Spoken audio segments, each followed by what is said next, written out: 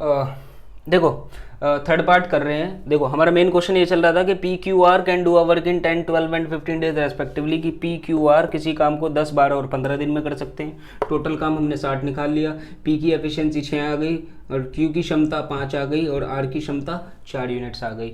तो इसी क्वेश्चन के बेस पे कुछ पार्ट्स बना रहे थे, अलग अलग बातें वो पूछ रहा था, अलग अलग कंडीशन रख रहा था। तो 2 कंडीशन हम पहले कर चुके हैं, ये तीसरी कंडीशन है, इसे थोड़ा ध्यान से समझना क्योंकि ये थोड़ा सा हटके बात है, थोड़ी सी हटके बात है, तो उसे समझ लेंगे। क्या कह रहा है कि if P left the work 2 days before the completion of the work, कि काम खत्म होने से 2 दिन पहले पी छोड़ के चला गया। मान लो ये आखिरी के 2 दिन हो रहे हैं, आखिरी के 2 दिन है, तो पी इससे पहले काम किया और आखिरी के 2 दिन में पी ने काम नहीं किया।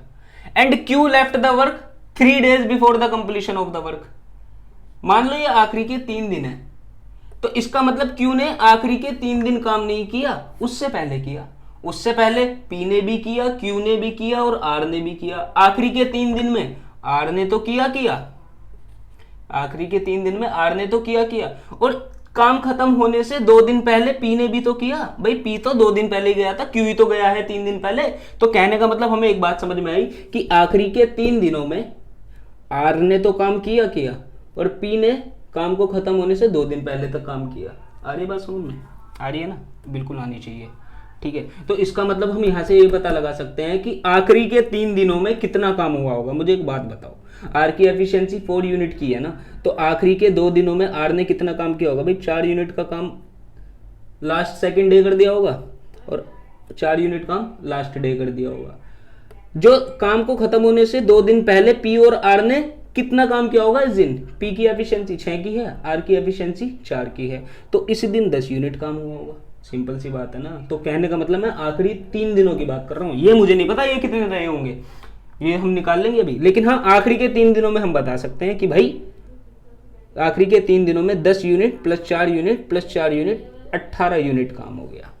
ठीक है, अब ये कह रहा है कि टोटल काम बताओ कितने दिनों में हुआ। हमें तो ये पता लग गया कि आखिरी के 3 दिनों में 18 यूनिट काम हुआ। एफिशिएंसी हमें सबकी पता है, पी की भी, क्यू की भी और आर की भी, तो हम पता लगा लेंगे भाई टोटल वर्क हमारा 60 था, आखिरी के 3 दिन 18 यूनिट काम हुआ। तो इसका मतलब पहले 3 दिन से पहले की कहानी, ये 3 दिन से पहले की कहानी है। 3 दिन पहले कितना काम हो चुका होगा? 42 यूनिट्स काम हो चुका होगा। आखिरी के 3 दिन से पहले कितना काम हो चुका होगा? 42 यूनिट्स काम हो चुका होगा। और ये 42 यूनिट्स किसने करा है? पी, क्यू और आर ने मिलकर करा है। पी, क्यू और आर की एफिशिएंसी बताओ जरा। 6 + 4 10, 10 + 5 15।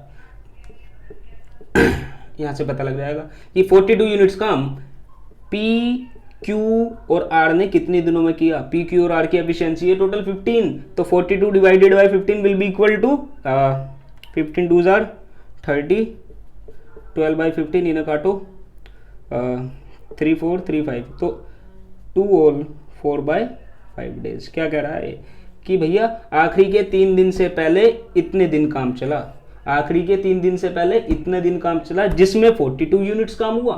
आखिरी के 3 दिन में 18 यूनिट्स काम हुआ, जब ये तो 42 + 18 60 बैठता है। भाई टोटल वर्क हो गया ना, तो बता दो कितना टाइम लगा टोटल। भाई 2 होल 4 बाई 5 डेज, तो पी क्यू आर ने साथ में काम किया और लास्ट के 3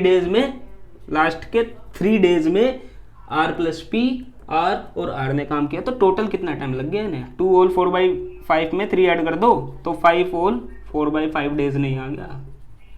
ठीक है, तो ऐसे घुमाया था उसने। आ गया समझ में? मतलब इस क्वेश्चन को किसी और तरीके से भी कर सकते हैं, ऐसा नहीं है कि यही एक यूनिवर्सल मेथड हो गया कि ऐसे ही करेंगे, नहीं, पर हाँ इस तरीके से भी कर सकते हैं। अब ये तो आपके समझ के ऊपर बात है कि आपको एफिशिएंसी समझ में आ गई, आपको टोटल वर्क समझ में आ गया। अब आपका हाथ कैसे चल रहा है एग्जाम में? भाई कैसे भी चल सकता है, जरूरी थोड़ी ना है कि एक मेथड फिक्स है कि भाई इसी मेथड से, किसी भी मेथड से कर लेना, पर समझ में आना चाहिए और लास्ट में आंसर सही आ जाना चाहिए। ठीक है ना, तो इसको यहीं पे रोक रहे हैं अभी।